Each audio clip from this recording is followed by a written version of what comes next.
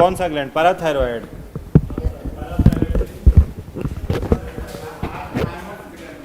हाँ, thymus.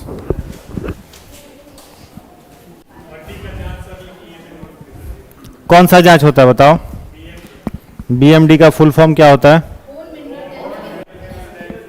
Bone mineral. किस चीज के लिए किया जाता है वो जांच? तो मैंने कौन सा बीमारी के लिए? कॉपी नहीं देखना है, हट मेरे तरफ देख के बोलो, कॉपी नहीं देख।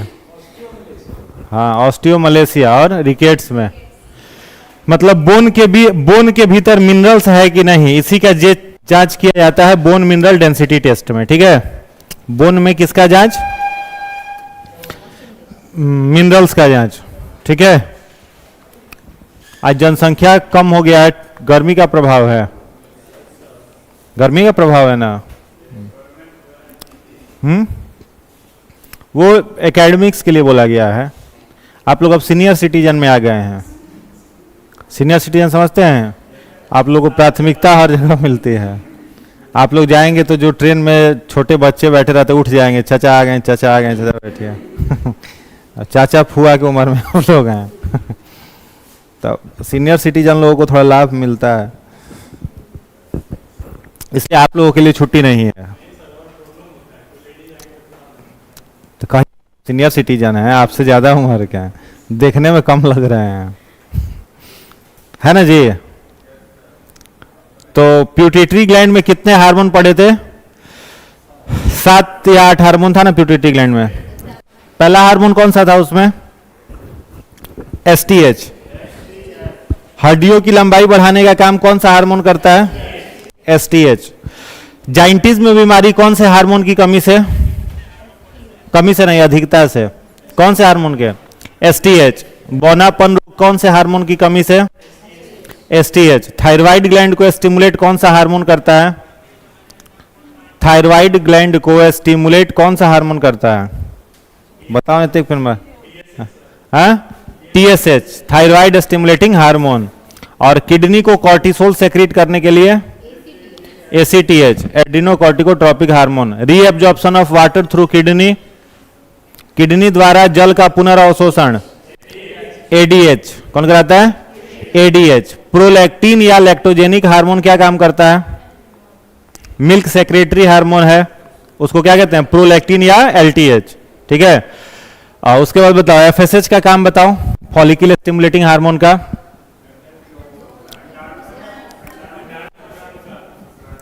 हाँ, अंडाणु जनन मादा में और नर में शुक्राणु जनन। ठीक है, ल्यूटिनाइजिंग हार्मोन का बताओ, एलएच का।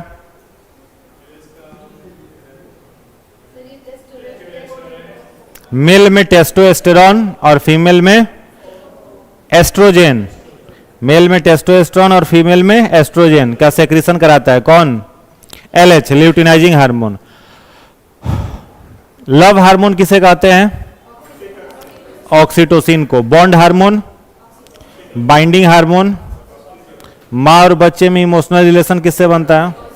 Oxytocin. Milk secretary hormone, oxytocin. ठीक है, उसके बाद थायराइड ग्लैंड पढ़े थे। सबसे लंबी ग्रंथि का नाम? Thyroid gland. थायराइड ग्लैंड कहां पर है? ट्रैकिया और विंड पाइप के बीच में। कौन सा हार्मोन निकालता है? थायरोक्सिन। कौन सा हार्मोन? थायरोक्सिन। थायरोक्सिन की कमी से बड़े लोगों में कौन सा रोग होता है?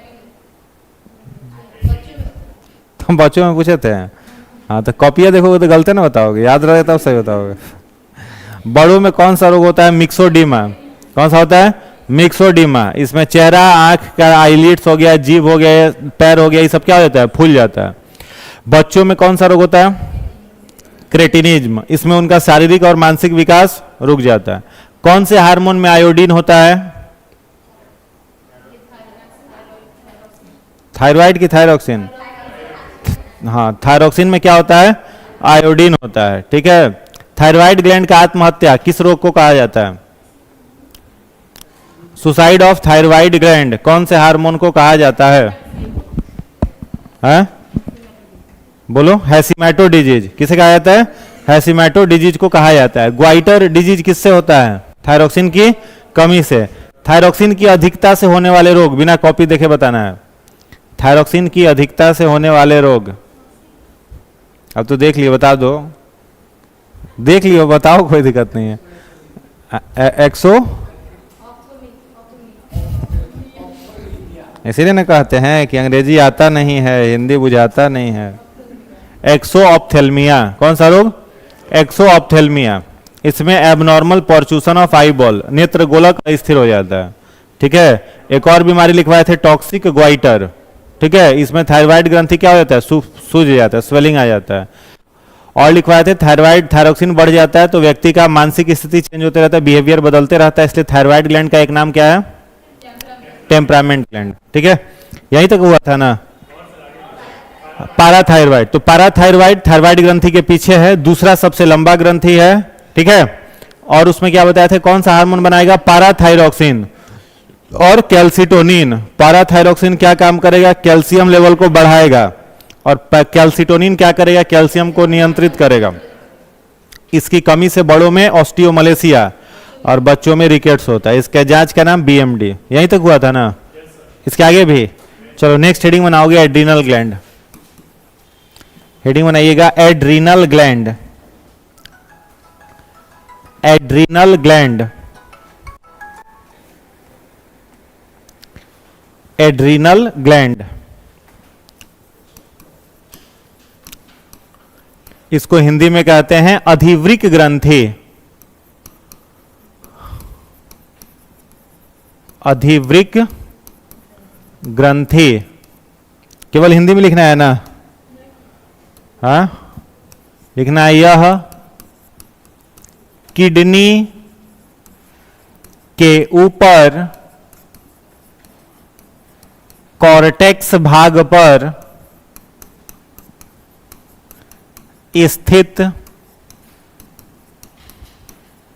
होता है। अगला पॉइंट लिखिएगा, यह कॉर्टिसोल नामक, यह कॉर्टिसोल नामक हार्मोन स्रावित करता है। अगला पॉइंट लिखिएगा, कॉर्टिसोल में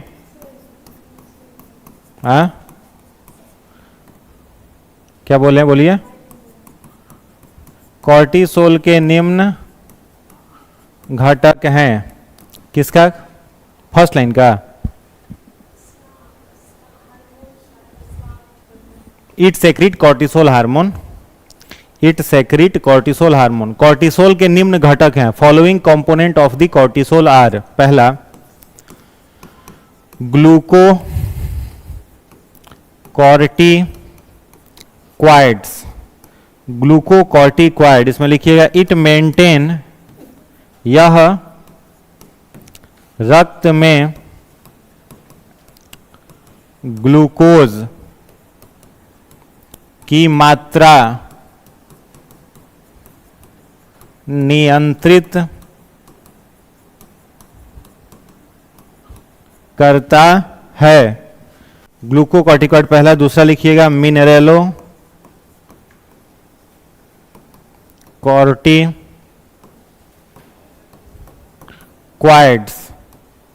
लिखिएगा यह रक्त में खनिज, ब्रैकेट में लिखिएगा मिनरल्स, मिनरल्स की मात्रा नियंत्रित करता है। और तीसरा लिखिएगा एड्रीनलिन्स, लिखिएगा इसे फाइट एंड फ्लाइट, इसे फाइट एंड फ्लाइट हार्मोन कहते हैं। इसे फाइट एंड फ्लाइट हार्मोन कहते हैं।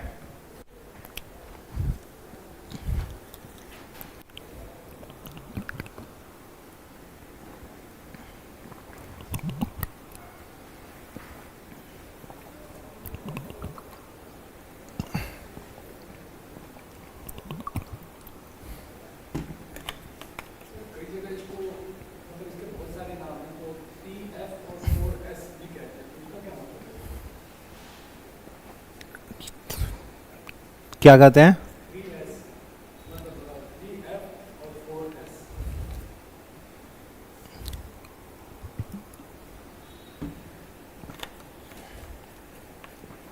कुछ उसके अंदर का सेगमेंट होता होगा, उसी को कारण उसको कहते होंगे। चलिए लिख लिए, चलिए इसको देख लो। तो एड्रिनल ग्लैंड कहां पर है? तो याद रखना है हम लोगों की किडनी पर है, ठीक है। एड्रिनल ग्लैंड का स्थान कहां पर है? किडनी पर, ठीक ना। अब किडनी जो है, लिख लिया ना इसका इंग्लिश में, इसे फाइट एंड फ्लाइट हार्मोन कहते हैं। यहां तक हो गया एड्रिनलिन तक। देखो जो किडनी होता है हम लोगों का, तो किडनी मालूम है बीन सीड शेप स्ट्रक्चर है। इसका बाहर वाला ये भाग क्या कहलाता है? कॉर्टेक्स। किडनी का बाहरी भाग क्या कहलाता है? कॉर्टेक्स। और किडनी का जो भीतरी भाग है इसे क्या कहते हैं? मेडुला। याद रहेगा, किडनी का बाहरी भाग कॉर्टेक्स, बाहरी भाग कॉर्टेक्स और आंतरिक भाग मेडुला। याद रहेगा। अरे भाई बाहर का भाग हुआ ना ये कॉर्टेक्स, और इसके अंदर में जो नेफ्रॉन्स वाला पार्ट है वो क्या कहलाएगा? मेडुला। ठीक है, तो किडनी के बाहरी भाग पर एड्रिनल ग्लैंड पाया जाता है। समझ में आया? तो बाहरी भाग किसे कहते हैं? कॉर्टेक्स को। तो याद रहेगा किडनी के कॉर्टेक्स पर ये ग्लैंड पाया जाता है। कौन सा हार्मोन ये सेक्रेट करेगा? कॉर्टिसोल। इसी किडनी के एड्रिनल ग्लैंड को कंट्रोल करने के लिए हम लोगों का प्यूटिटरी ग्लैंड कौन सा हार्मोन निकाला था? एसीटीएच निकाला था ना, एड्रिनोकॉर्टिकोट्रोपिक हार्मोन। तो कॉर्टिसोल हार्मोन ये सेक्रेट करेगा। कॉर्टिसोल में कितने हार्मोन है? तो 3। पहला क्या है? ग्लूकोकॉर्टिकॉइड। तो नाम से स्पष्ट हो जा रहा है, ग्लूको का मतलब क्या है? ग्लूकोज, यानी ग्लूकोज की मात्रा नियंत्रित कौन करेगा? ग्लूकोकॉर्टिकॉइड। दूसरा कौन सा है? मिनरलोकॉर्टिकॉइड, मतलब ये किसकी मात्रा नियंत्रित करेगा? मिनरल्स की। मिनरल्स का मतलब खनिज का, जैसे हम लोगों के बॉडी में कैल्शियम की मात्रा, पोटेशियम की मात्रा, ये सब कौन नियंत्रित करेगा? Mineral corticoid. और तीसरा कौन सा है? एड्रिनलिन। तो एड्रिनलिन को कहते हैं fight and flight hormone. Hindi में लिखा रहता है उड़ो या लड़ो हार्मोन। इसको हिंदी में लिखा हुआ रहता है उड़ो या लड़ो हार्मोन, इसको कहा जाता है फाइट एंड फ्लाइट। क्यों कहा जाता है? क्योंकि अगर किसी व्यक्ति को ज्यादा गुस्सा आ रहा है, डिप्रेशन में है, एंजाइटी है, तो किस हार्मोन के कारण होता है? एड्रिनलिन के कारण होता है। समझ में आ रहा है? जिसमें एड्रिनलिन जितना ज्यादा बनेगा वो बहुत जल्दी गुस्सा होगा, बहुत जल्दी खुश हो जाएगा, बहुत जल्दी डिप्रेशनों में चल जाएगा। समझ गए? इसलिए इसको क्या कहा जाता है? उड़ो या लड़ो हार्मोन कहा जाता है। क्लियर हो गया? चलिए आगे बढ़ते हैं। नेक्स्ट हेडिंग बनाना, अगला हेडिंग बनाइएगा pineal gland. Pineal gland, Hindi में भी इसको कहते हैं पीनियल ग्रंथि। पीनियल ग्लैंड या पीनियल ग्रंथि, इसमें डैश देकर के लिखिएगा। यह मस्तिष्क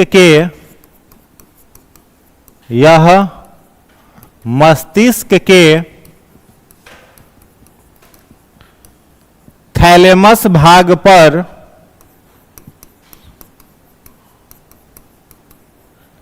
स्थित होता है।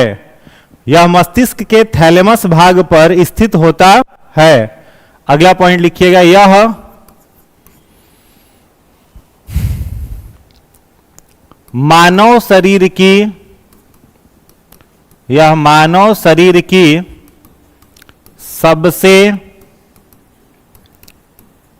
छोटी ग्रंथि है। It is smallest gland of the human body. अगला पॉइंट लिखिएगा। यह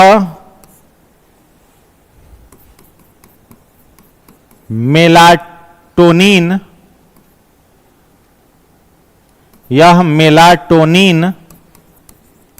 हार्मोन स्रावित करता है, जिससे हमें नींद आती है तथा यह हमारे शरीर को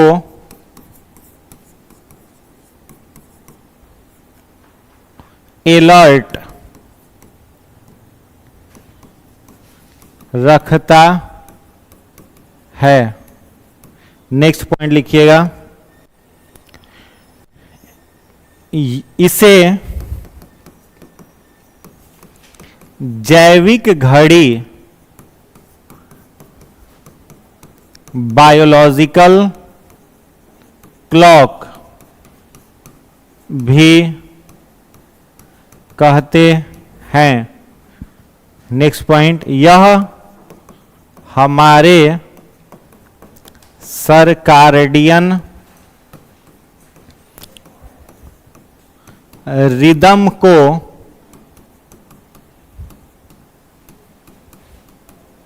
नियंत्रित रखता है। सर्काडियन रिदम को नियंत्रित रखता है।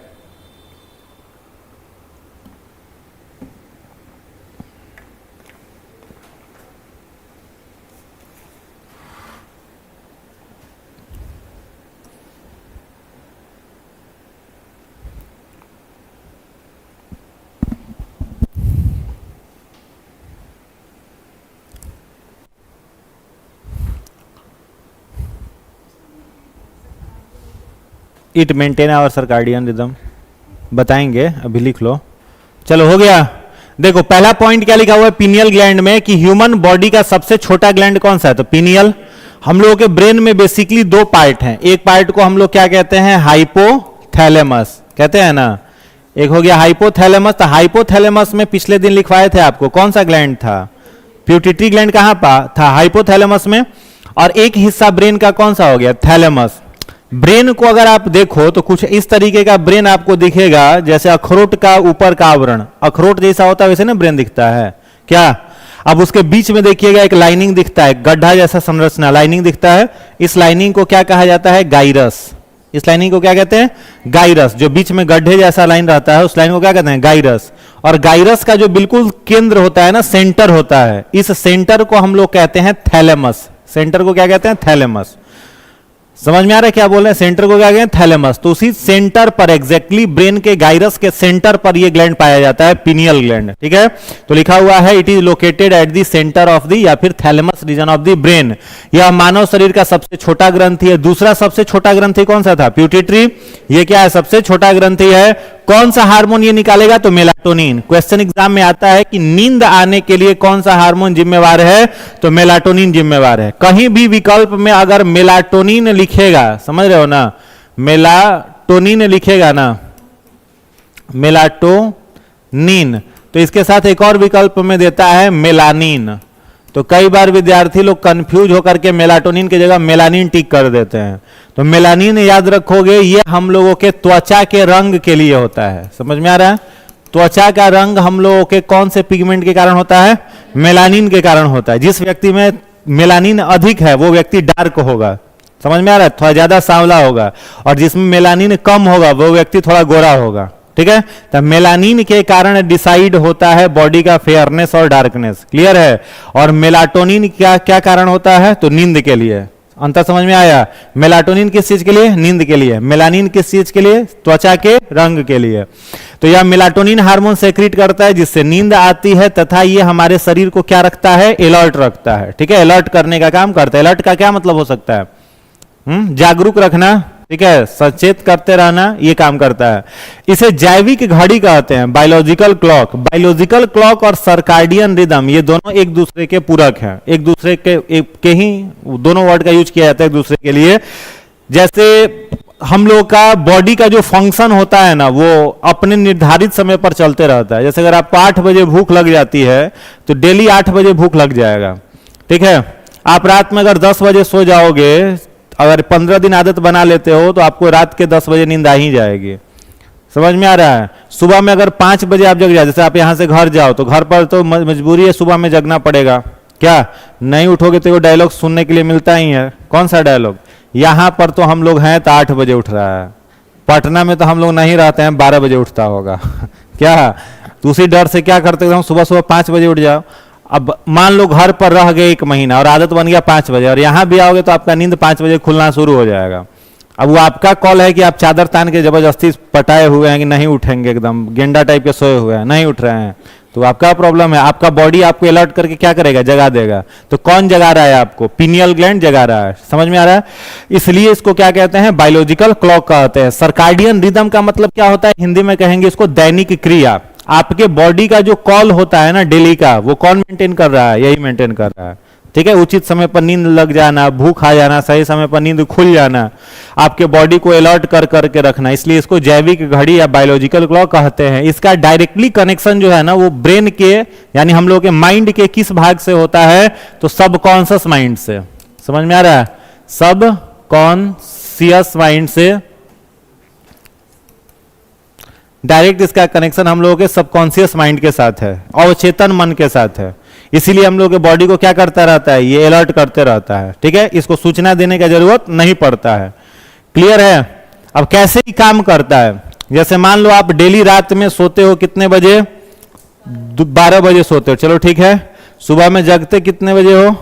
अलार्म लगा करके 6 बजे कहां जगते हो? गेंडा हो, हम जानते नहीं है।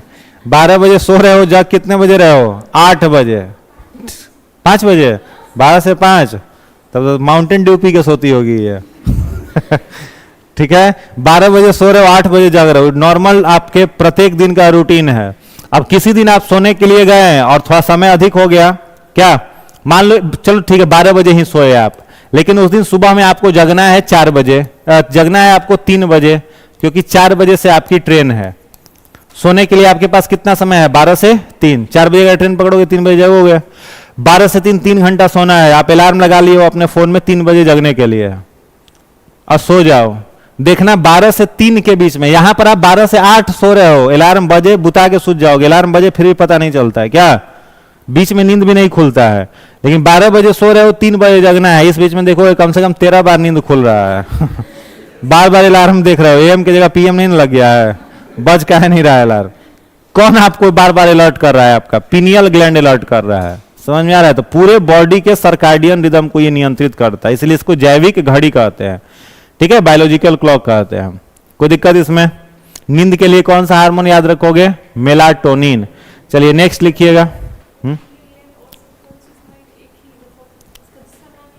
सबकॉन्शियस माइंड को नियंत्रित करता है ये। हाँ चलो हो गया। अगला लिखिएगा थाइमस ग्लैंड। नेक्स्ट लिखिएगा थाइमस ग्लैंड। इसमें लिखिएगा यह हृदय मतलब हार्ट के बगल में स्थित होती है। It is located beside the heart. It is located beside the heart. ये हृदय के बगल में स्थित होती है। अगला पॉइंट लिखिएगा यह थाइमीन। यह थाइमीन नामक हार्मोन, यह थाइमीन नामक हार्मोन स्रावित करता है। It secrete thymine hormone. It secrete thymine hormone. अगला पॉइंट लिखिएगा थाइमीन। थाइमीन शिशुओं में एंटीबॉडी का निर्माण, शिशुओं में एंटीबॉडी का निर्माण करता है। लास्ट पॉइंट लिखिएगा यह ग्लैंड बुढ़ापे में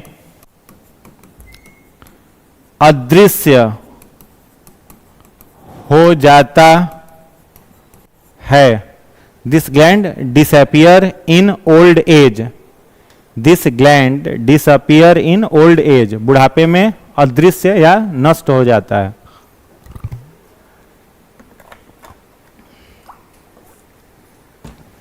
लिख लिए? कोई दिक्कत इसमें तो बताइए, नहीं ना? देखो थाइमस ग्लैंड कहां पर है? तो बिसाइड दी हार्ट। हृदय के कहां पर है? बगल में है। कौन सा हार्मोन? तो थाइमस से नाम भी याद हो जाएगा। कौन सा हार्मोन रहेगा? थाइमीन। थाइमीन हार्मोन सेक्रेट करेगा। थाइमीन किसमें सेक्रेट होता है? तो शिशुओं में।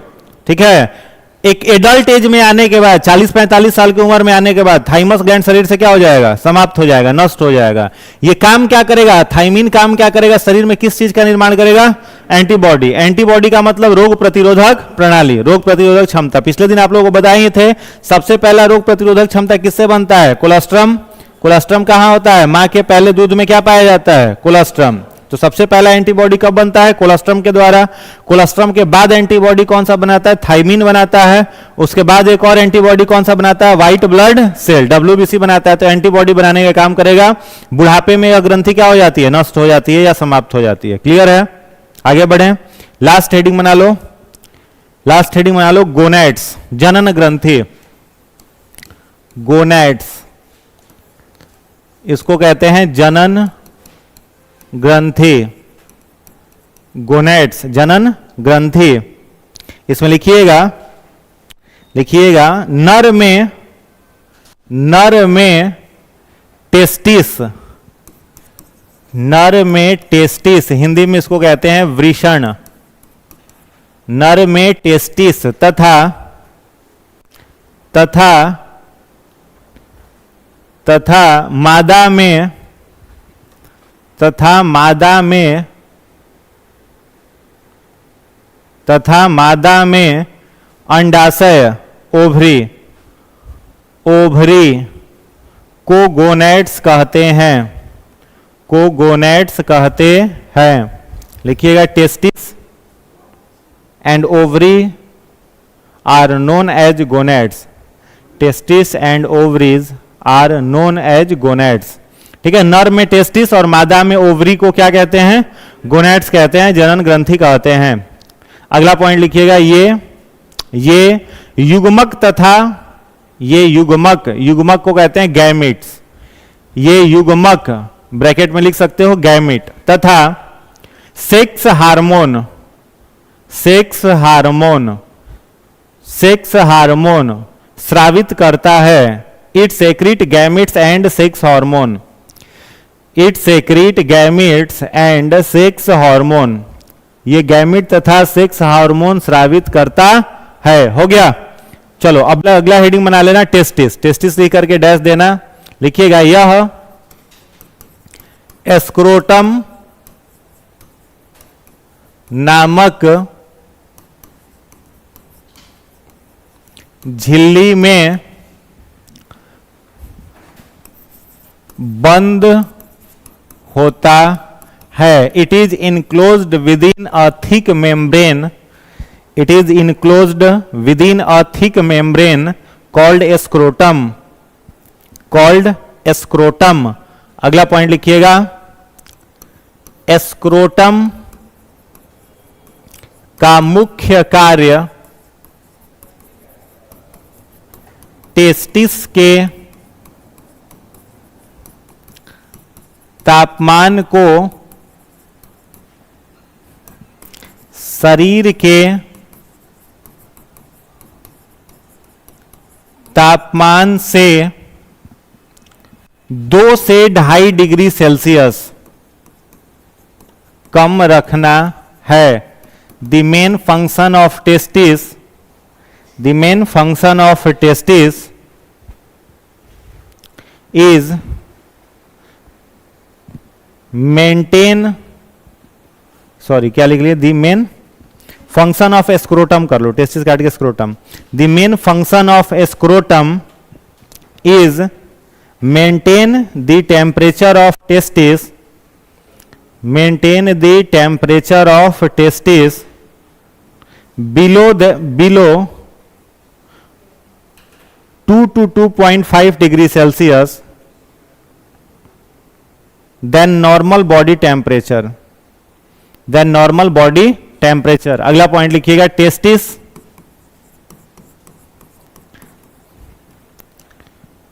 प्यूबर्टी के एज के बाद, प्यूबर्टी के उम्र के बाद टेस्टोस्टेरोन हार्मोन स्रावित करता है, स्रावित करता है, जो नर में द्वितीयक लैंगिक लक्षणों के लिए है।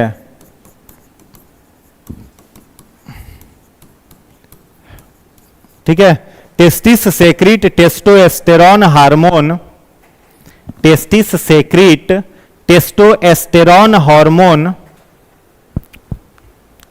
After the age of puberty, testosterone hormone after the age of puberty, after the age of puberty, it is responsible for, it is responsible for, it is responsible for secondary sexual changes in male, it is responsible for secondary sexual changes in male, secondary sexual changes in male। हो गया। तो gonads में पहला किसके बारे में लिखा गया है? टेस्टिस। तो मेल में टेस्टिस को और फीमेल्स में ओवरी को क्या बोला जाता है? गोनेट्स। दोनों की संख्या कितनी होती है? एक जोड़ा, वन पेयर। ठीक है, टेस्टिस जो है उसका निर्माण जिस समय भ्रूण का विकास हो रहा होता है, इम्ब्रियो का, तो इम्ब्रियो का डेवलपमेंट कहां पर होता है? यूटेरस में होता है। और इम्ब्रियो सबसे पहले जाइगोट के रूप में फॉर्म होता है। जाइगोट का निषेचन कहां पर होता है? फर्टिलाइजेशन, फैलोपियन ट्यूब में। तो जाइगोट कहां पर बनेगा? फैलोपियन ट्यूब में।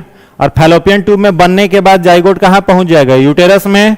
और यूटेरस में जाइगोट किस में बदलेगा? इम्ब्रियो में। इम्ब्रियो 9 से 9.5 महीने अपना गेस्टेशन पीरियड पूरा करके जन्म लेगा। ठीक है, तो जितना दिन इम्ब्रियो इस स्टेट में रहता है, मतलब जन्म के 6ठा या 7वें सप्ताह तक, ठीक है, लगभग 5 से 6 मंथ तक इम्ब्रियो के भीतर उसका टेस्टिस उसके हृदय के बगल में बनता है। टेस्टिस का विकास कहां पर होता है? हृदय के भीतर होता है, शरीर के भीतर ही रहता है। और फिर जिस समय जन्म होने वाला रहेगा उसके कुछ महीने पहले टेस्टिस जो होता है वो शरीर से बाहर निकलना शुरू हो जाता है और फिर बाहर में लोकेट हो जाता है। और किसके भीतर घिरा हुआ है? स्क्रोटम मेम्ब्रेन के भीतर होता है। तो प्यूबर्टी के एज में कहा, वो इम्ब्रियोनिक स्टेज में कहां पर है? शरीर के भीतर। और जन्म लेने के बाद शरीर के बाहर। क्यों ऐसा होता है? क्योंकि टेस्टिस को गैमिट्स बनाना है। गैमिट्स में क्या बनाना है? स्पर्म बनाना है। अब स्पर्म किसके भीतर आता है? सीमेन के भीतर। अब स्पर्म का टेम्परेचर शरीर के तापमान से 2 से 2.5 डिग्री सेल्सियस क्या होना चाहिए? कम होना चाहिए। क्यों? क्योंकि उसके भीतर स्पर्म जो है वो तो जीवित है ना, फर्टिलाइजिंग एजेंट है। उसको जीवित रहने के लिए उसका टेम्परेचर शरीर के तापमान से कम चाहिए। और शरीर के भीतर रहे तो टेम्परेचर शरीर वाला हो जाएगा। समझ में आ रहा है? तो टेस्टिस के टेम्परेचर को मेंटेन करने का काम कौन करता है? उसके ऊपर का मेम्ब्रेन। उस मेम्ब्रेन को क्या कहते हैं? स्क्रोटम। क्या कहते हैं? स्क्रोटम। याद हो जाएगा। तो पहला पॉइंट वही लिखा हुआ है, टेस्टिस स्क्रोटम झिल्ली के भीतर बंद है और इसका काम इसके टेस्टिस के तापमान को शरीर के तापमान से कितना कम रखना? 2 से 2.5 डिग्री सेल्सियस कम रखना है। ठीक है, आगे लिखा हुआ है कि टेस्टिस जो है वो प्यूबर्टी के एज के बाद, यानी मेल प्यूबर्टी का एज कितना होता है? 12 से 14 साल। इस एज के बाद कौन सा हार्मोन बनाएगा? टेस्टोस्टेरॉन। और टेस्टोस्टेरॉन के कारण नर में द्वितीयक लैंगिक लक्षण आते हैं। द्वितीयक लैंगिक लक्षण मतलब दाढ़ी मूछ का आना, आवाज का भारी हो जाना, शुक्राणुओं का निर्माण होना, ये सब किस हार्मोन के कारण है? टेस्टोस्टेरॉन के कारण है। समझ में आ रहा है? इसी को काम को कराने के लिए, टेस्टिस को एक्टिव कराने के लिए हम लोगों का पिट्यूटरी ग्लैंड कौन सा हार्मोन निकाला था? FSH निकाला था। और कौन सा हार्मोन निकाला था? LH निकाला था। समझ में आया? कोई दिक्कत इसमें? चलिए अगला हेडिंग बनाइएगा, ओवरी, अंडाशय। Ovary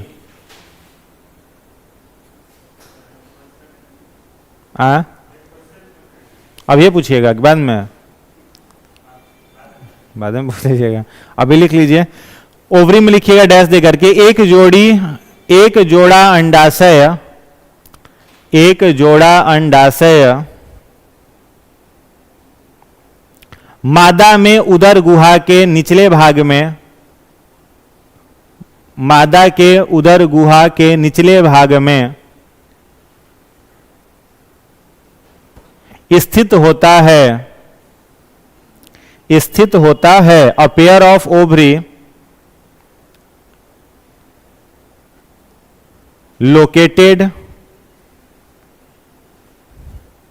below the pelvic region of abdomen, below the pelvic region of abdomen. हो गया। अगला पॉइंट लिखिएगा, यह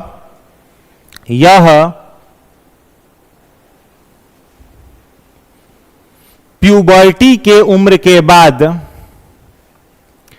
प्यूबर्टी के उम्र के बाद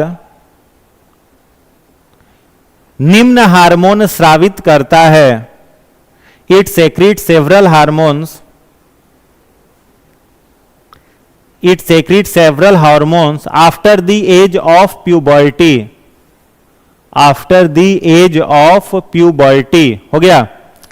चलो पहला हार्मोन लिखना, पहला हार्मोन लिखना है इसमें एस्ट्रोजेन, ESTROGEN। पहला हार्मोन लिखिएगा एस्ट्रोजेन, ESTROGEN, एस्ट्रोजेन। यह मुख्य मादा लिंग हार्मोन है। It is main female sex hormone, यह मुख्य मादा लिंग हार्मोन है। It is main female sex hormone which is responsible for secondary sexual changes in female, जो मादा में द्वितीयक लैंगिक लक्षणों के लिए, जो मादा में द्वितीयक लैंगिक लक्षणों के लिए, द्वितीयक लैंगिक लक्षणों के लिए होता है, द्वितीयक लैंगिक लक्षणों के लिए होता है। हो गया। उदाहरण एग्जाम्पल में लिखिएगा डेवलपिंग ऑफ यूटेरस, गर्भाशय का विकास, डेवलपिंग ऑफ यूटेरस, गर्भाशय का विकास, comma onset of menstrual cycle, मासिक धर्म की शुरुआत, ऑनसेट ऑफ मेंस्ट्रुअल साइकिल, मासिक धर्म की शुरुआत, comma high pitch low frequency voice,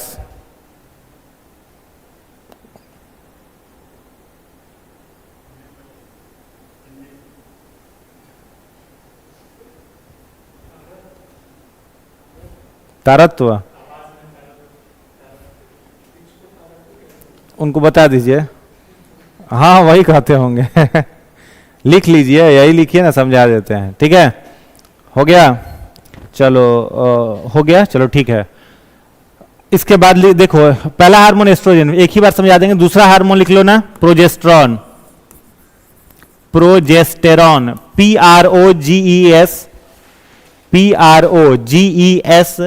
PROGESTERON, progesterone.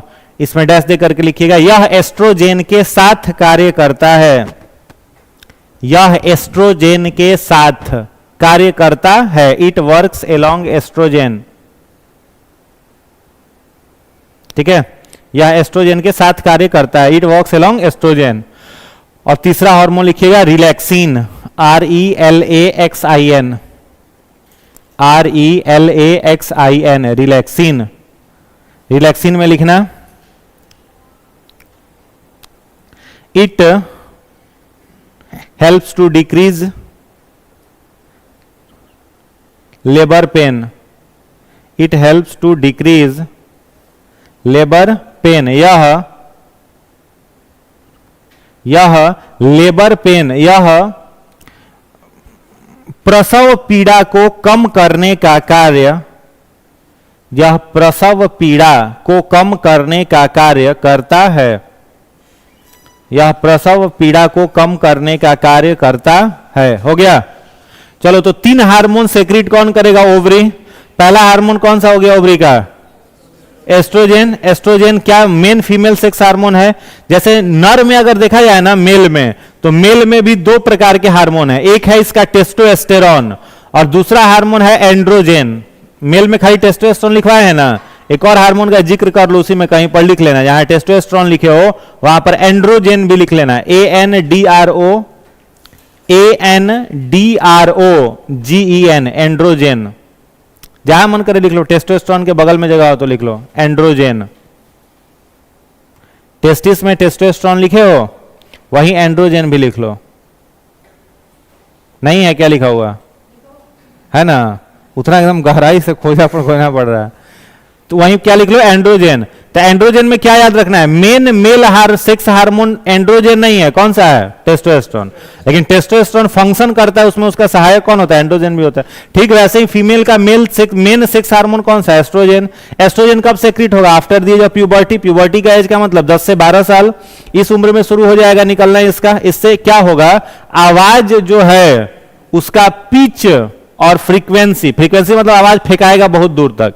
एक लड़का है, मान लो 12-15 साल का, एक लड़की है 12-15 साल की, दोनों को कहो कि चिल्लाओ बबुआ, तो दोनों चिल्लाएगा तो दूर तक आवाज किसका जाएगा, लड़की का। लड़का का आवाज दूर तक नहीं जाएगा। आवाज भारी किसका होगा, लड़का का, और लड़की का आवाज क्या होगा, पतला होगा। समझ में आ रहा है, इसीलिए आवाज की लड़की का ज्यादा दूर तक जाता है और लड़के का कम दूर तक। और आवाज में भारीपन क्यों आ जाता है, क्योंकि लड़के का जो कंठ है, ये एडम्स एप्पल, ये बाहर निकलने लगता है, किसके कारण, टेस्टोस्टेरोन के कारण, जो कि लड़कियों में एस्ट्रोजन के कारण नहीं होता है। ऐसे टेस्टोस्टेरोन की बहुत कम मात्रा जो होती है वो लड़कियों में भी होती है। ठीक है, मात्रा बहुत कम होती है। थोड़ी सी मात्रा इसकी अधिक हो जाती है तो लड़कियों में जो फेशियल हेयर्स आने लगते हैं कई बार, वो किसके कारण होता है, टेस्टोस्टेरोन के कारण ही होता है। और जिसमें थोड़ा सा लेवल अधिक हो जाता है उसमें फेशियल हेयर्स थोड़े से ज्यादा आ जाते हैं। समझ में आ रहा है, लेकिन मेन जो नर है, नर में केवल टेस्टोस्टेरोन ही है, एस्ट्रोजन मेल में नहीं है। बात आई समझ में। उसमें तो और उसमें जेनेटिक्स पढ़ाएंगे तब वहां पर बताएंगे किस कारण से वो होता है। समझ में आया, वहां हार्मोन्स के कारण से ट्रांसजेंडर्स में कोई खास अंतर नहीं आता, वो अलग चीज है। चलो समझ गए। तो एस्ट्रोजन किसके साथ काम करता है, किसके साथ, प्रोजेस्टेरोन, दोनों साथ काम करता है। और एक तीसरा हार्मोन कौन सा हो गया, रिलैक्सिन। तो रिलैक्सिन का केवल एक ही काम है, टू डिक्रीज लेबर पेन। जो प्रसव पीड़ा होता है, यानी ये कब सेक्रेट होगा, शिशु जब जन्म लेने वाला होता है उस समय सेक्रेट होता है। और ये क्या काम करता है, लेबर पेन को डिक्रीज करता है। लेबर पेन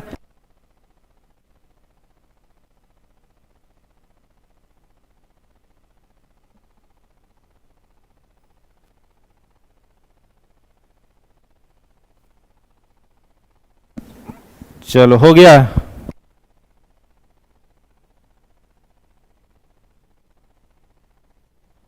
ठीक है, रिलैक्सिन हो गया, बस हार्मोन में इतना ही। कोई ग्लैंड छूटा भी है क्या, सब ग्लैंड हो गया ना, एक बार देख लीजिए,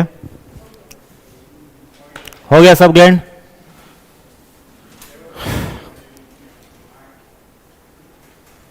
थोड़ा लिखना है, वो एक्सोक्राइन ग्लैंड, हम लोग हार्मोन ना पढ़ रहे थे। अभी एक चैप्टर खत्म हुआ, और कौन सा, neural control and coordination.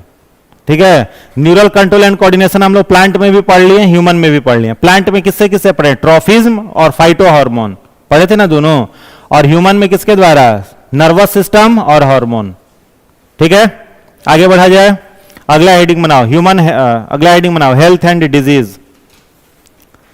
Next heading बनाइए, हेल्थ एंड डिजीज, स्वास्थ्य और रोग। स्वास्थ्य और रोग, हेल्थ एंड डिजीज, स्वास्थ्य एवं रोग। ठीक है, स्वास्थ्य एवं रोग, हेल्थ एंड डिजीज। देखो हेल्थ का जो डेफिनेशन है ना, उस डेफिनेशन से ही एग्जाम में डायरेक्ट क्वेश्चन पूछा हुआ है। क्या क्वेश्चन पूछा था हेल्थ से, कि हेल्थ का डेफिनेशन क्या है, परिभाषा। तो हेल्थ का परिभाषा कौन देगा, कौन देगा, हाँ सही बात है, बोलिए कौन देगा, WHO देगा, वर्ल्ड हेल्थ ऑर्गेनाइजेशन देगा। तो वर्ल्ड हेल्थ ऑर्गेनाइजेशन क्या डिफाइन किया था हेल्थ को, if any person fit from physically, mentally and socially called healthy. तीनों रूप से जो खुश है, किस रूप से, फिजिकल, मेंटल और सोशल, उसको क्या कहा जाएगा, हेल्थ कहा जाएगा। पीसीएस में आप घटना चक्र बनाएगा तो मिलेगा क्वेश्चन, हेल्थ का डेफिनेशन क्या है। तो फिजिकल वेलनेस, मेंटल वेलनेस और सोशल वेलनेस, इसको क्या कहा जाता है, हेल्थ कहा जाता है। जो इनमें से किसी एक रूप में कमजोर है वो क्या है, बीमार है, किसके अनुसार, WHO के अनुसार। तो बताइए इन तीनों परिप्रेक्ष्य में कोई ठीक मिलेगा। अब एक अपवाद में वो है, बाद बाकी बहुत रेयरली ही लोग मिलता है। क्या तीनों वेलनेस किसी में मिलेगा क्या। फिजिकल वेलनेस का मतलब क्या है, शरीर ठीक ठाक है, हड्डी किडनी लीवर सब ठीक ठाक है। अब चल रहे हो, आपका किडनी हिल रहा है भीतर, तो आप क्या हो, बीमार हो, क्या लीवर ढीला हो गया है, क्या हो, बीमार हो, तो यानी फिजिकल वेलनेस नहीं है। कोई मान लो योगा एक्सरसाइज करता है, जिम वम करता है, तो फिजिकल वेलनेस उसका ठीक है। मेंटल वेलनेस कहां से लाएगा, मेंटल वेलनेस मतलब डिप्रेशन में नहीं जाए, एंजाइटी नहीं हो, फ्रस्ट्रेट नहीं हो। आज के समय में बच्चा सब जन्म लेता है, 2 साल का है वो टेंशन में रहता है, 3 साल का है वो टेंशन में रहता है। क्या 3 साल से तनाव आ जाता है उस सबको? 2 साल में प्ले स्कूल में जाना पड़ता है उस सबको 2 साल में। हम लोग का जमाना थोड़ी है कि 5 साल में 6 साल में हम लोग स्कूल का मुंह देखे थे। वो सब 3 साल का हुआ कहाँ जाता है? Play school. सुबह सुबह गर्मी का दिन हो या ठंडा का दिन हो, गर्मी के दिन में बेचारा 8 बजे तो सबको सो के उठने का आदत रहता है, और जब समय 6 बजे स्कूल रहता है उसको कब जगा दिया जाता है? 5:30 बजे। आंख कहाँ खुलता है उसका? जब झरना का पानी माथा पे गिरता है उसके, उस समय आंख खुला, तो टेंशन में नहीं रहेगा? हैं? देखिएगा स्कूल बस से जाता है सब, तो खिड़की पर बैठ करके क्या करते रहता है? रटते रहता है, किताब रटते रहता है। हम लोग बस से जाते थे तो खिड़की से कागज मोड़ मोड़ के लोगों को मारते जाते थे, और सब पढ़ते जाता है, तो सब तनाव में है। तो मेंटल वेलनेस का क्या मतलब है? एंजाइटी डिप्रेशन से मुक्त हो। वर्ल्ड पॉपुलेशन लगभग 800 करोड़ के आसपास है। विश्व की जनसंख्या कितनी है? 800 करोड़।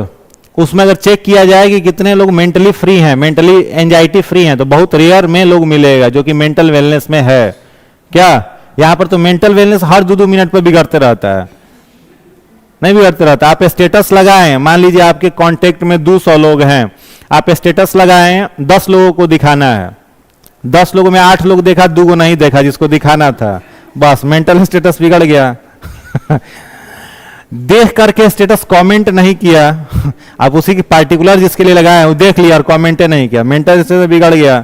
क्या फेसबुक पर आप पोस्ट डाले, लाइक नहीं कर रहा है, जिसको दिखाने के लिए डाले वो लाइक नहीं किया, इंस्टाग्राम पर डाले लाइक कर दिया, कमेंट नहीं किया या शेयर नहीं किया, तो तनाव हो जाता है। तो मेंटल वेलनेस। और तीसरा WHO क्या कहता है? Social wellness. सोशल वेलनेस का मतलब जो मान लो योगा कर रहा है, मेडिटेशन वगैरह कर रहा है, 2 तरह से फिट हो गया, मेंटल और फिजिकल। सोशल वेलनेस तो और अपने हाथ में नहीं है। सोशल वेलनेस का क्या मतलब है? समाज में मान प्रतिष्ठा उसकी होनी चाहिए। है क्या? है।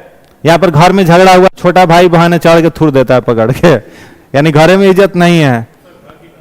अच्छा घर की बात है। अच्छा समाज की बात अब बताते हैं। समाज में मान लीजिए आप अपने सोसाइटी में अपने फ्लैट से बाहर निकले, मोहल्ला का बच्चा आपको देख कर है कि देखो चप्पल चोर है, चप्पल चुरा लेता है कि नहीं है? नहीं कहता है। अब मान लीजिए किसी दिन कह दिया तो कौन रूप में बीमार हो गया? सोशल रूप में बीमार हो गया।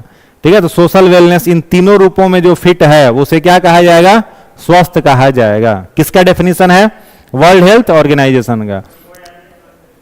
सब बीमार है, कोई स्वस्थ नहीं है। वो इतना क्रिटिकल डेफिनेशन है ना कि सब बीमार है, दुनिया का पूरा पॉपुलेशन बीमार है, 1-2 लोगों को छोड़ के। चलो तुम भी बीमार हो? नहीं तुम बीमार नहीं हो। चलिए लिखिएगा, according to WHO, according to WHO, लिखो जल्दी। WHO के अनुसार if any person fit from physically, mentally and socially, if any person fit from physically, mentally and socially called healthy. WHO के अनुसार शारीरिक, मानसिक एवं सामाजिक स्वस्थता को स्वास्थ्य कहा जाता है। स्वस्थता को स्वास्थ्य कहा जाता है। ठीक है, WHO के अनुसार क्या है? If any person fit from physically, mentally and socially called healthy. ठीक है, फिर डिजीज या रोगी किसे कहेंगे? रोगी किसे कहेंगे? जो इन तीनों रूपों में फिट नहीं है। या फिर हम लोग कह सकते हैं कि if any person does not fit from physically, mentally and socially, या फिर अगर किसी पर्सन का ऑर्गन या ऑर्गन सिस्टम प्रॉपरली वर्क नहीं कर रहा है तो वो क्या है? बीमार है। ठीक है, चलिए अब अगर हम पूछे आपसे कि हेल्थ जो है, इसे डिजीज जो है, इसको टाइम ड्यूरेशन के आधार पर कितने वर्गों में बांट सकते हैं? डिजीज किस आधार पर क्लासिफिकेशन का? टाइम ड्यूरेशन, यानी समय अवधि के आधार पर। तो टाइम ड्यूरेशन के आधार पर बांटोगे तो कितने तरह में बांट सकते हो? एक आप कह सकते हो सर होता है एक्यूट डिजीज, और एक दूसरा डिजीज का टाइप होता है उसको कहते हैं क्रॉनिक डिजीज। नाम सुने हो? एक क्या हो गया? एक्यूट, और एक क्या हो गया? क्रॉनिक। एक्यूट डिजीज जो होता है इसको क्या कहते हैं, इसको कहते हैं हम लोग शॉर्ट टर्म डिजीज, यानी जो बीमारी कम समय के लिए हो करके ठीक हो जाता है उसको क्या कहते हैं, एक्यूट डिजीज। और जितने सारे डिजीज लॉन्ग टर्म वाले हैं, लंबे समय तक चलने वाले हैं, उन्हें क्या कहा जाता है, क्रॉनिक डिजीज कहा जाता है। यही लिखना है इंग्लिश में, हिंदी नहीं मिलेगा इसका, लिख लिए। बैठा हुआ वेट कर रहा है सब हिंदी का।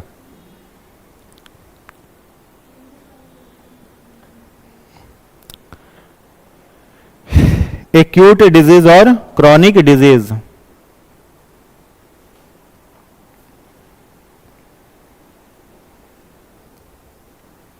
एक्यूट किसे कहेंगे, शॉर्ट टर्म डिजीज को, और क्रॉनिक किसे कहेंगे, लॉन्ग टर्म डिजीज को। ठीक है, अब जैसे मान लो किसी को कोई शॉर्ट टर्म वाला बीमारी हुआ, फीवर हुआ, तो फीवर को हम लोग किस में रखेंगे, किस में रखेंगे बताओ, शॉर्ट टर्म नहीं, एक्यूट में। किस में रखेंगे, एक्यूट में रखेंगे। शॉर्ट टर्म तो समझने के लिए है, कम समय वाला बीमारी।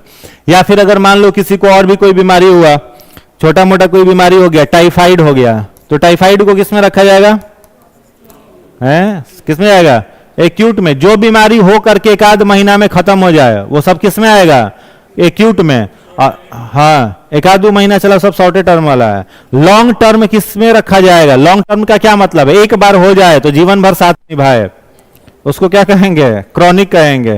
जैसे किसी को डायबिटीज हो गया तो डायबिटीज किस में जाएगा, क्रॉनिक में जाएगा। किसी को हार्ट डिसऑर्डर है, क्रॉनिक में जाएगा। किसी को कोलेस्ट्रॉल है, क्रॉनिक में जाएगा। किसी को एड्स है, क्रॉनिक में जाएगा। हेपेटाइटिस है, क्रॉनिक में जाएगा। क्या कैंसर है, क्रॉनिक में जाएगा। ठीक है, तो लॉन्ग टर्म डिजीज को किसमें कहेंगे, क्रॉनिक में। हमेशा के लिए हो गया तो मामला खत्म। तो ये समय अवधि के आधार पर बीमारी कितने तरह का, दो तरह का। नॉर्मल अगर डिजीज का क्लासिफिकेशन करें तो दो तरह से कर सकते हैं। एक होता है कॉन्जेनाइटल डिजीज, या हिंदी इंग्लिश दोनों लिखना, कॉन्जेनाइटल डिजीज जन्मजात रोग। और दूसरा होता है एक्वायर्ड डिजीज, इसको कहते हैं उपार्जित रोग। उपार्जित रोग को दो भागों में बांट सकते हो, कम्युनिकेबल और इनफेक्शियस, और दूसरा नॉन कम्युनिकेबल और नॉन इन्फेक्शियस। हिंदी में इसको कहेंगे असंक्रामक, और इसे क्या कहेंगे, संक्रामक। असंक्रामक और संक्रामक।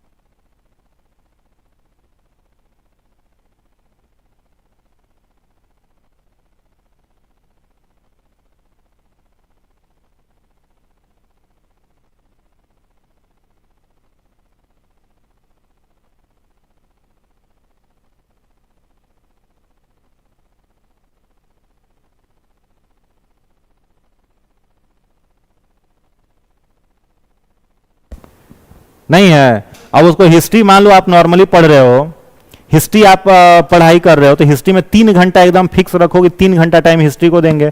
साइंस शुरू किए तो साइंस में एकदम फिक्स रखो कि 3 घंटा जो समय होगा वो 3 घंटा साइंस के लिए देंगे, तो 6 घंटा का समय हो गया। और जब वो खत्म हो जाए तो दूसरा सब्जेक्ट पिक करिए, या फिर अगर मैनेज कर सकते हो तो 4 सब्जेक्ट को 2-2 घंटा करके दो। 15 दिन में एक सब्जेक्ट खत्म कर देना है एक बार, और दोबारा उसको उठाना है रिवीजन के लिए भी, तो दोबारा उठाओगे तो 15 दिन का टारगेट नहीं, कितना दिन का, 10 दिन का, 8 दिन 10 दिन का टारगेट लेकर के चलो। चैप्टर पढ़ो, उससे 100 क्वेश्चन बना लो। हमने आपको बताया भी था प्रीवियस ईयर आईएएस वाला किताब के बारे में, क्लास में बताए थे ना। तो प्रीवियस ईयर आईएएस का बुक ले लीजिए 29 साल 30 साल का, और चैप्टर पढ़ लीजिए पहले जो आपके पास ऑथेंटिक किताब होगी, और पढ़ करके उससे उस चैप्टर का एमसीक्यू बना लीजिए। चैप्टर पढ़िए, साथ में 100 गो एमसीक्यू उसका बना लीजिए, चैप्टर कंप्लीट। केवल चैप्टर पढ़ के छोड़ मत दीजिएगा, वो चैप्टर पढ़ने के बाद उस चैप्टर का 100 एमसीक्यू। जैसे मान लीजिए बायोलॉजी में हम लोग ह्यूमन फिजियोलॉजी पढ़े, अब ह्यूमन फिजियोलॉजी में 4 चैप्टर पढ़े, चारों चैप्टर से 400 एमसीक्यू बना लीजिए, यूनिट खत्म हो गया आपका। ये चैप्टर आज एक खत्म किए हम, सर्कुलेटरी से, ये आपका कंट्रोल एंड कोऑर्डिनेशन, उससे आप पढ़ने के बाद 100 एमसीक्यू उसका बना लीजिए, खत्म वो भी चैप्टर। ऐसे करके हर चैप्टर से, हिस्ट्री में मान लीजिए आप यूरोपियों का आगमन पढ़ रहे हो, ठीक है, तो पढ़ने के बाद 200-250 क्वेश्चन, थोड़ा बड़ा चैप्टर है, ज्यादा बड़ा चैप्टर है तो 250 क्वेश्चन लगा लो, छोटा चैप्टर है तो 100 क्वेश्चन लगा लो, ठीक है, समझ गए। इसलिए क्वेश्चन आंसर बनाते रहिए, समय बहुत कम है, अब लगभग हमको लग रहा है 120-130 दिन का टाइम है। इसमें शेड्यूल बना करके पढ़ो, बिना शेड्यूल का अगर पढ़ रहे हो ना तो समुंदर में हो, पता ही नहीं चलेगा। डायरेक्शन अगर नहीं पता रहेगा तो घूमते रहोगे बीच बीच में, थक के लास्ट में क्या होगा, एनर्जी खत्म हो जाएगा, डूब जाओगे। तो कंपास का जरूरी है यहाँ पे। कंपास क्या बताएगा, रास्ता बताएगा कि तैयारी सही डायरेक्शन में जा रहा है कि नहीं जा रहा। उतरे हो समुद्र में तो सब पता रहना चाहिए, पूरब जाएंगे तो कितना दूर जाएंगे, पश्चिम जाएंगे तो कितना दूर जाएंगे। 10 कदम पूरब चले, 10 कदम पश्चिम, 10 कदम उत्तर, फिर दक्षिण, तो रहोगे केंद्र में, कहीं नहीं पहुंच पाओगे। इसलिए रूटीन जो हो ना वो आपको हैंड रिटन में बनाना चाहिए, लिख करके बनाना चाहिए एक पेज पे कि ये आपका शेड्यूल है, ये रूटीन है। और फिर उस रूटीन को क्या कर लेना है, फॉलो कर लेना है, उस रूटीन के अनुसार लिखते चलिए, हो जाएगा पूरा। समझ गए? ठीक है, घटना चक्र से कर लीजिए, चाहे लूसे इससे कर लीजिए, एनसीईआरटी हो तो उससे कर लीजिए। एस चांद की किताब आती है 9th-10th की, स्कूल में पढ़े होंगे, एस चांद आता है ना, उससे कर लीजिए, उससे भी हो जाएगा। चलो ये लिख लिए। इसमें क्या है, डिजीज को का क्लासिफाई किया गया, तो कितने वर्गों में बांटा गया इसको, 2 वर्गों में। कौन कौन सा है, पहला कॉन्जेनाइटल है और दूसरा क्या है, एक्वायर्ड। कॉन्जेनाइटल डिजीज को हिंदी में क्या कहते हैं, जन्मजात रोग, और एक्वायर्ड को क्या कहते हैं, उपार्जित रोग। तो जन्मजात रोग का अगर आपसे पूछा जाए कि एग्जाम्पल बताओ, तो क्या क्या इसका एग्जाम्पल हो सकता है, तो पिछले दिन आप लोगों को हम बताए थे, जैसे एक डिजीज है SMA डिजीज। SMA को क्या कहते हैं, सीवियर मस्कुलर एट्रोफी, ठीक है। इसमें शरीर के भीतर प्रोटीन का निर्माण नहीं होता है, और इसका इंजेक्शन केवल अमेरिका बनाता है, बताया थे ना, कितना करोड़ का, 16 करोड़ का। तो SMA कैसा डिजीज हो जाएगा, कॉन्जेनाइटल हो जाएगा। एक बीमारी हो गया कौन सा, क्लेफ्ट लिप्स एंड पैलेट, इसका भी जिक्र किया था हमने, क्लेफ्ट लिप्स एंड पैलेट, यानी ओठ जो होता है कई बच्चे का कटा हुआ रहता है, तो ये भी कैसा बीमारी है, कॉन्जेनाइटल है।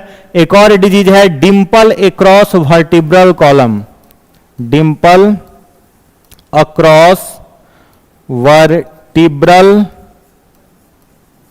कॉलम, ठीक है, यानी जो रीढ़ की हड्डी है उसके किनारे गड्ढे जैसी संरचना बन जाती है। ये सब तीनों बीमारियां किसमें आ जाएंगी, कॉन्जेनाइटल, जन्मजात रोग में। हाँ, वो भी जन्मजात रोग हो जाएगा। हाँ, रतौंधी वो सब अलग चीज है, इसमें नहीं आएगा। जो डाइट के थ्रू विटामिन से होने वाला बीमारी है वो सब आपका इसमें आ जाएगा, नॉन कम्युनिकेबल में आएगा, इधर आएगा, ठीक है। चलो लिख लिए, SMA, cleft lips and palate, dimple across vertebral column, ये सब कैसी बीमारियां हैं, कॉन्जेनाइटल। एक्वायर्ड में आ जाओ, तो एक्वायर्ड को हिंदी में क्या कहते हैं, उपार्जित, या फिर वैसा रोग जो जन्म के बाद होगा, ठीक है, उसको किस में रखेंगे, एक्वायर्ड में। तो जन्म से के बाद होने वाला रोग 2 तरह का होता है, एक होता है कम्युनिकेबल और एक होता है नॉन कम्युनिकेबल। तो इस चैप्टर में हम लोगों को क्या पढ़ना है, कम्युनिकेबल पढ़ना है। तो कम्युनिकेबल या फिर इन्फेक्शियस डिजीज किसे कहेंगे, वैसा डिजीज जो बीमार व्यक्ति से स्वस्थ व्यक्ति में ट्रांसफर हो जाए, मतलब इन्फेक्शन क्या हो जाए, फैले, हवा के माध्यम से फैले, पानी के माध्यम से फैले, ठीक है, टच छूने के माध्यम से फैले, तो वो सब बीमारियां किस में आती हैं, कम्युनिकेबल। और वैसा बीमारी जो बीमार से स्वस्थ व्यक्ति में नहीं फैले वो किस में आएगा, नॉन कम्युनिकेबल। ठीक है, कौन कौन सी बीमारियां नहीं फैल सकती हैं, जैसे कलर ब्लाइंडनेस है, नहीं फैलेगा।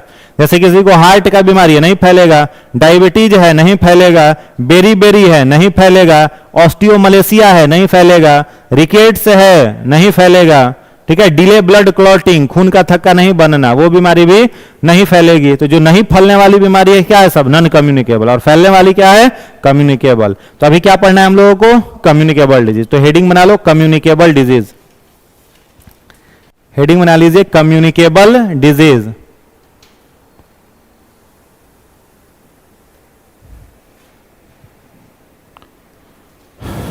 कम्युनिकेबल डिजीज देखिएगा, वैसे रोग देखिएगा, द डिजीज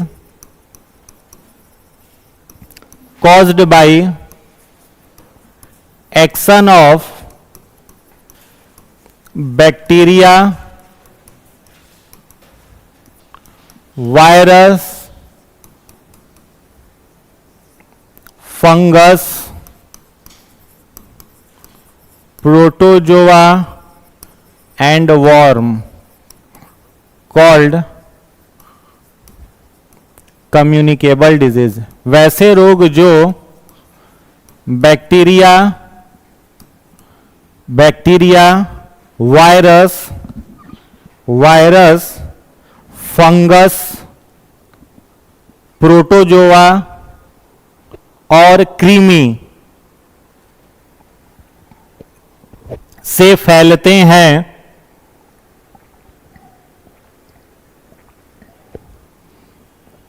उन्हें संक्रामक रोग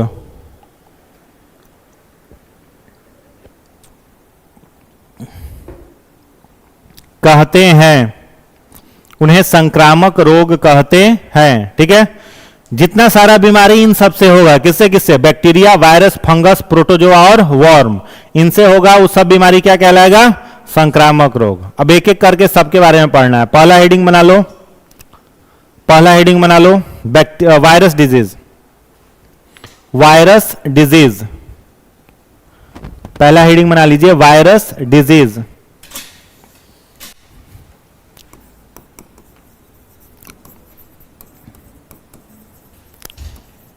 वायरस डिजीज, इसमें डैश देकर के लिखिएगा, it is an acellular organism, यह एक अकोशिकीय जीव है, यह एक अकोशिकीय जीव है, अकोशिकीय जीव है। It can be reserved in crystal state, इसे क्रिस्टल रूप में संचित रख सकते हैं, इसे क्रिस्टल रूप में संचित रख सकते हैं, क्रिस्टल रूप में संचित रख सकते हैं। अगला पॉइंट लिखिएगा, वायरस वाज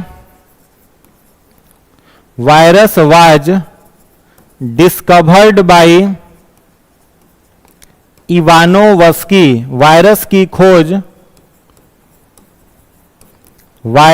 खोज इवानोवस्की ने की थी, इवानोवस्की ने की थी।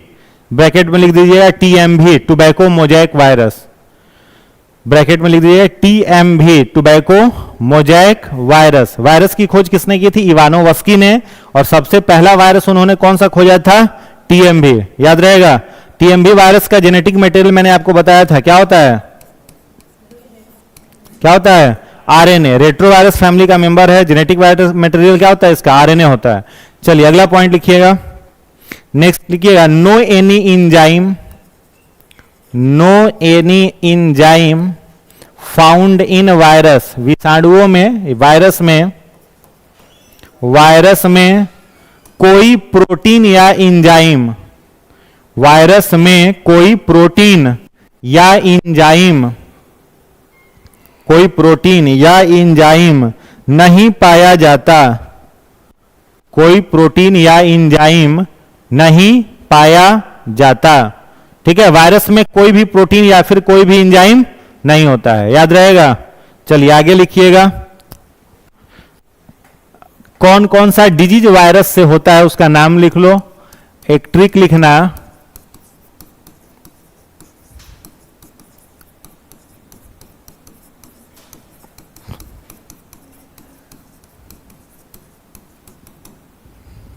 इसमें ए का मतलब है एड्स, डे से डेंगू, पो से पोलियो, ई से इन्फ्लुएंजा, चे से चेचक, चेचक को चिकन पॉक्स भी कहते हैं, छो से गांव वगैरह में छोटी माता कहते हैं, अंग्रेजी में स्मॉल पॉक्स। ग से लिखिएगा गलसुआ या मम्स। ख से लिखिएगा खसरा, मीजेल्स। ट से लिखिएगा ट्रेकोमा, ही से हिपेटाइटिस, म से मेनिनजाइटिस, ह से हर्पीज, रे से रेबीज।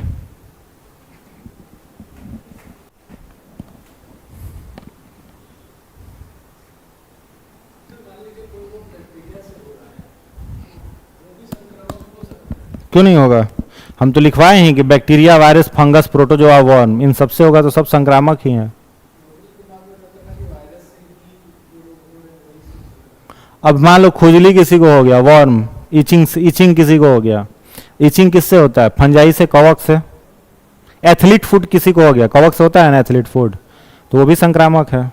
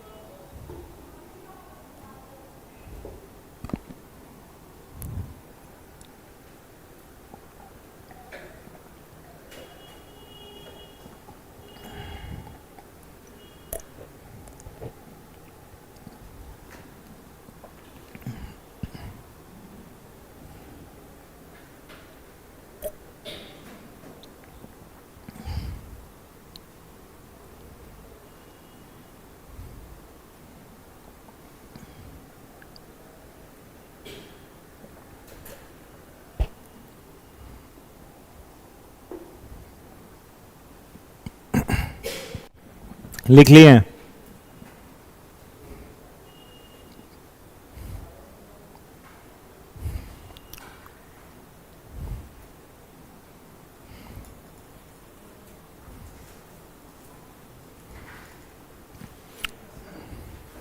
हो गया?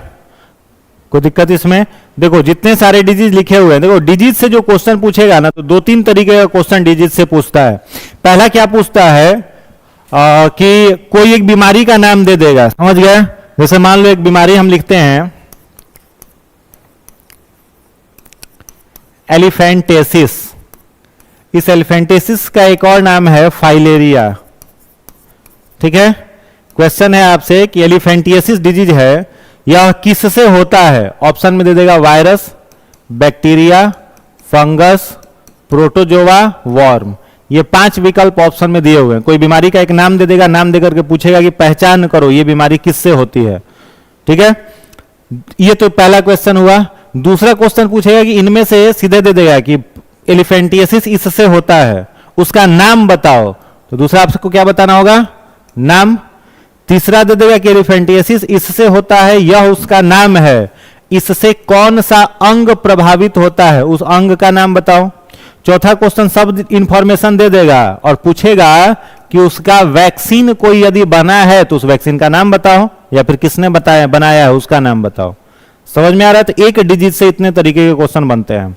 जैसे हाथी पांव है, तो हाथी पांव किससे होता है, वर्म से। किससे होता है, वर्म से। वर्म पहले आपने क्या कर लिया, पहचान कर लिया, किससे होगा, वर्म से। दूसरा आपसे क्या पूछेगा, इसका नाम बताओ, तो नाम भी आपको याद रखना होगा।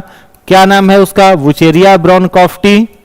किससे होता है, वुचेरिया ब्रोनकॉफ्टी, ये वर्म का नाम हो गया।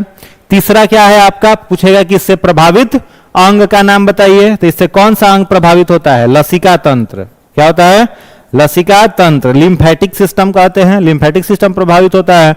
चौथा इससे पूछेगा कि वैक्सीन कोई बना है क्या इसका, तो कोई वैक्सीन नहीं बना है। और पूछेगा कि किससे फैलता है, ये बीमारी को फैलाता कौन है, तो वो मच्छर फैलाता है। मच्छर का क्या नाम है, क्यूलेक्स मच्छर।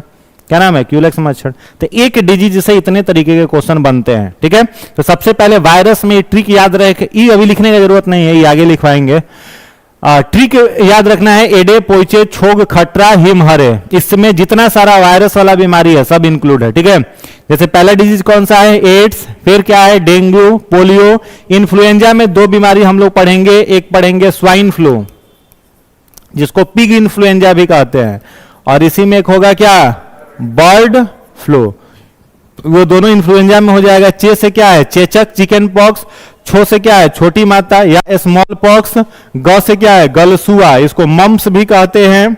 इसके बाद क्या है, खसरा, खसरा को मीजल्स भी कहते हैं। ट्र से ट्रेकोमा, आंखों की बीमारी होती है ट्रेकोमा।